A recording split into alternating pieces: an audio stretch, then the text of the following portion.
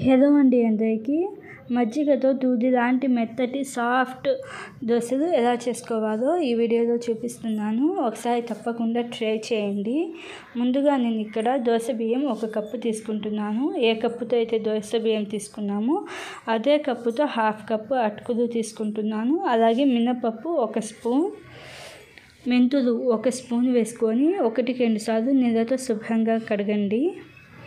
ఇలాగా 1-2 సార్లు నీళ్ళతో శుభ్రంగా కడిగిన తర్వాత మనం దోశ బియ్యం తీసుకున్నాం కదా, అదే కప్పుతో 1 కప్పు పెరుగు వేసుకోండి. పెరుగు ఒకసారి బాగా కలిపి వేసుకొని ఇలాగ బాగా కలపండి.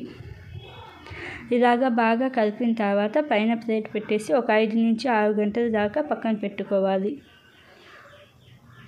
5-6 గంటల తర్వాత ఈ నానిన బియ్యాన్ని ఒక మిక్సీ జార్లోకి ట్రాన్స్ఫర్ చేసుకొని అదే బౌల్లో ఇంకొంచెం వాటర్ వేసుకొని ఫైన్ పేస్ట్గా చేసుకోవాలి.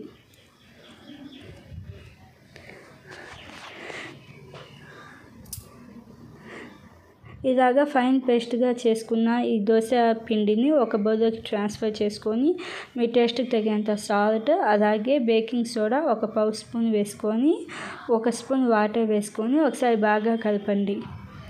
ఇలాగా ఒకసారి బాగా కలుపుకున్న తర్వాత పైన ప్లేట్ పెట్టేసి నైట్ అంతా పక్కన పెట్టేసేయండి. అంటే ఒక 6-8 గంటల పాటు పిండి పులియ పెట్టాలి. నెక్స్ట్ డే మార్నింగ్కి చూపిస్తున్నాను. పిండి చూసారు కదా ఎంత బాగా పులిసిందో.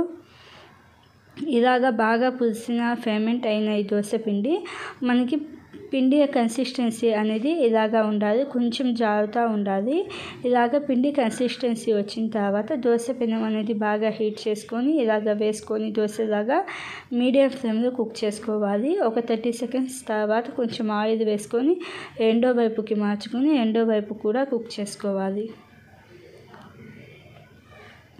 ఇంకా మీకు ఎన్ని దోశలు కావాలంటే అన్ని దోశలు అలాగే మీడియం ఫ్లేమ్లో కుక్ చేసుకోవాలి. చూసారు కదా పిండి ఎంత బాగా ఫెర్మెంట్ అయిందో, అలాగే దోశలు ఎంత సాఫ్ట్గా ఉన్నాయో. ఒకసారి మజ్జిగతో దోశలు ఇలాగ ట్రై చేసి మీకు ఎలా అనిపించారో కామెంట్లో చెప్పండి. Thank you.